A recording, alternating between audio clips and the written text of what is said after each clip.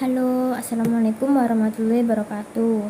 Perkenalkan, nama saya Shirley Regina Pamasicayani dengan NIM 12300210031 dari S1 Kebidanan. Saya di sini ingin melakukan praktikum yang keenam dengan materi biomekanika. Oke, langsung saja kita simak PPT dari saya. Materi yang dibahas untuk materi biomekanika ini, yang pertama ada pengertian biomekanika atau mekanika kerja, yang kedua jenis biomekanika, general biomekanik, dan okupasional biomekanik. Yang ketiga ada penerapan biomekanika, yang keempat jelaskan mengenai tulang, konektif tisu atau jaringan penghubung otot atau muscle. Selanjutnya, pengertian biomekanika. Biomekanika merupakan suatu bidang kajian ilmu dalam ergonomi yang berhubungan dengan mekanisme pergerakan tubuh dalam melakukan suatu pekerjaan atau aktivitas. Biomekanika didefinisikan sebagai berikut. Biomekanika menggunakan konsep fisika dan teknik untuk menjelaskan gerakan pada bermacam-macam bagian tubuh manusia dan gaya yang bekerja pada bagian tubuh pada aktivitas sehari-hari. Biomekanika kerja. Biomekanika kerja adalah studi mengenai interaksi pekerja dengan peralatan, mesin, dan material sehingga pekerja dapat meningkatkan performansinya dan di sisi lain dapat meminimalkan risiko cedera kerja atau muskuloskeletal. Biomekanika menggunakan konsep fisika dan teknik untuk menjelaskan gerakan pada macam-macam bagian tubuh manusia dan gaya yang bekerja pada bagian tubuh pada aktivitas sehari-hari. Hal ini mengandung pengertian bahwa masalah faal tubuh, keilmuan, dan perilaku manusia. Biomekanika kerja mengkaji perilaku tubuh manusia dan aspek-aspek mekanika gerakan anggota tubuhnya. Pengetahuan tentang biomekanika sangat diperlukan untuk mengetahui mekanisme terjadi kecelakaan kerja sehingga pendekatan yang efektif dan ilmiah dapat membantu manusia bekerja dengan aman.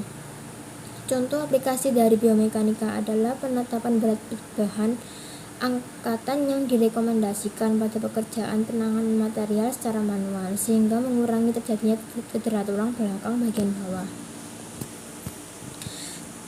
Yang kedua ada jenis-jenis biomekanika. Ada general biomekanik.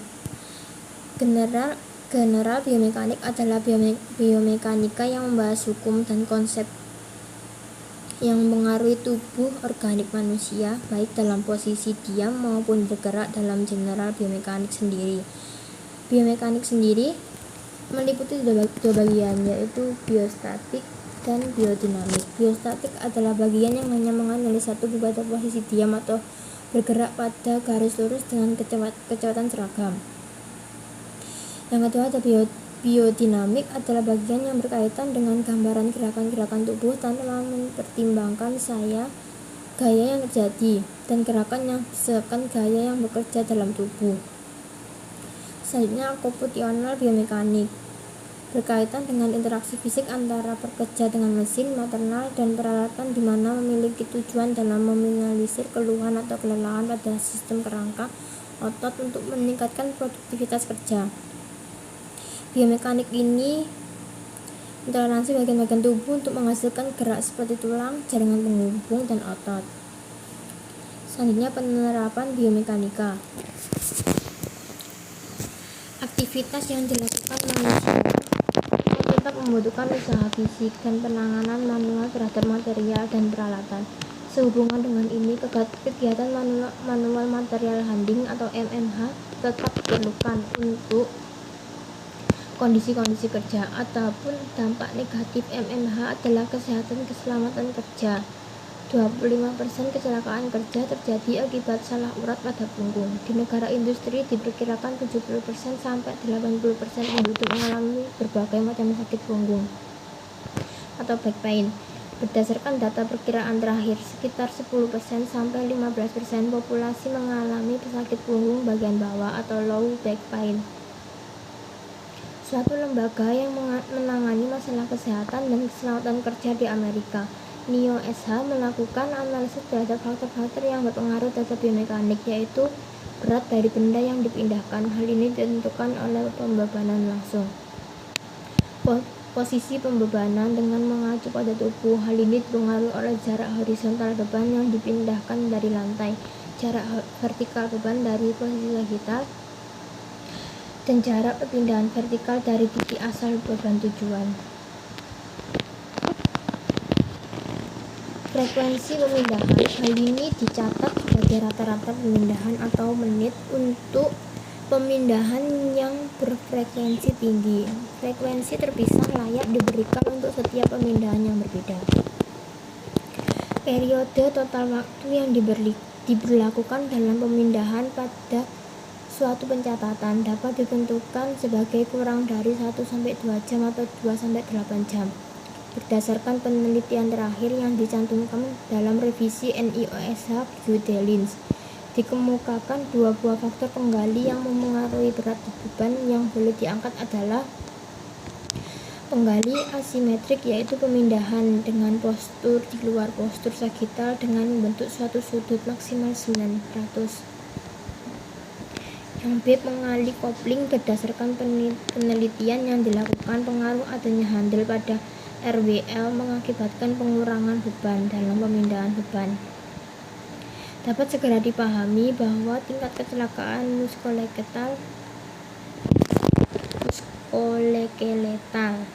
jumlah kecelakaan per jam orang pada pekerjaan meningkat secara signifikan bila benda yang dipindahkan semakin berat.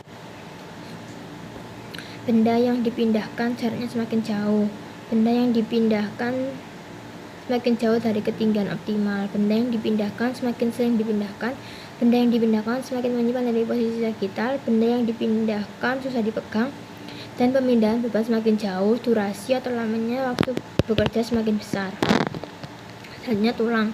Tulang sebagai alat yang meredam dan mendistribusikan gaya atau tegangan saat melakukan aktivitas kerja. Tulang yang besar dan panjang berfungsi sebagai pembanding terhadap beban tulang yang juga terikat dengan otot dan jaringan penghubung atau konektif tisu, yakni ligamen, kartilage, dan tendon. Dalam aplikasi biomekanik berhubungan dengan manusia. Jaringan penghubung. Yang pertama ada kartilage.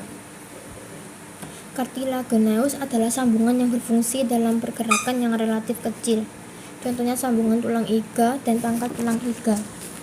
Kartilage sendiri memiliki bagian khusus antara vertebrata, yaitu dikenal sebagai intervertebral disc yang terdiri dari pembungkus dan dikelilingi oleh inti. Vertebratae juga terdapat pada ligamen dan otot. Gerakan yang relatif kecil pada setiap ruas mengakibatkan adanya fleksibilitas tubuh untuk membungkuk, mengadali dan memutar, sedangkan disc berfungsi sebagai peredam getaran pada saat tubuh bergerak, baik pada saat translasi dan rotasi. Yang B ada ligamen. Ligamen berfungsi sebagai penghubung antar tulang dalam stabilitas sambungan atau joint stability, atau untuk membentuk bagian sambungan dan menempel pada tulang. Ligamen tersusun atas serabut yang letaknya tidak paralel. Oleh karenanya, tendon dan ligamen bersifat inelastik dan berfungsi pula untuk menahan deformasi. Adanya tegangan yang konstan akan dapat memperpanjang ligamen dan menjadikan kurang efektif dan menstabilkan sambungan. Adapun contoh sambungan ligamen diantaranya seperti gerakan mengangkat tangan, sambungan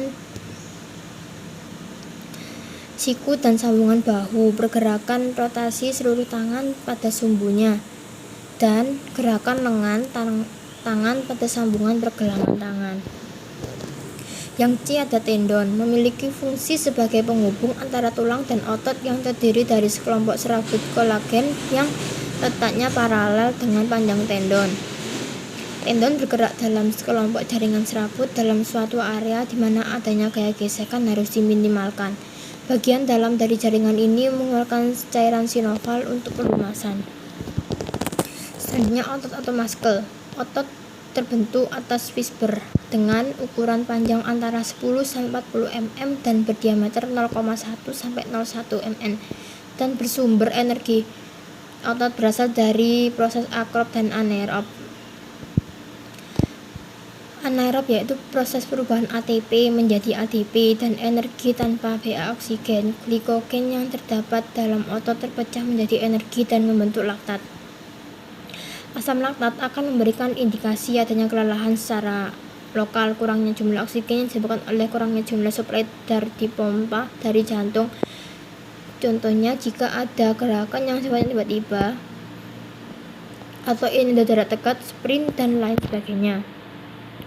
Aerobik yaitu proses perubahan ATP menjadi ADP dan energi dengan bantuan oksigen.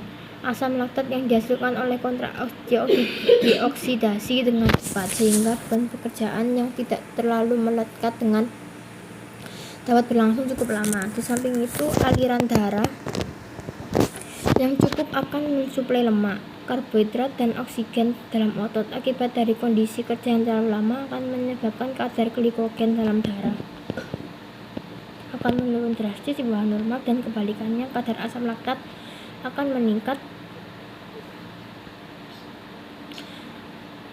Dan kalau sudah demikian, maka cara terbaik adalah menghentikan pekerjaan, kemudian istirahat dan makan makanan yang bergizi untuk membentuk kadar gula dalam darah.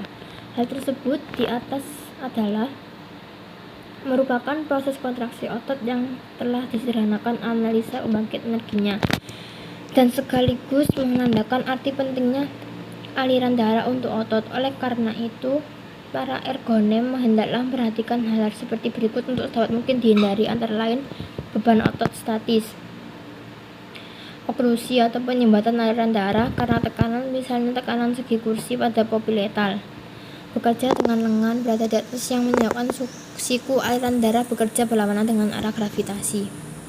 Sekian dari saya. Wassalamualaikum warahmatullahi wabarakatuh. Terima kasih.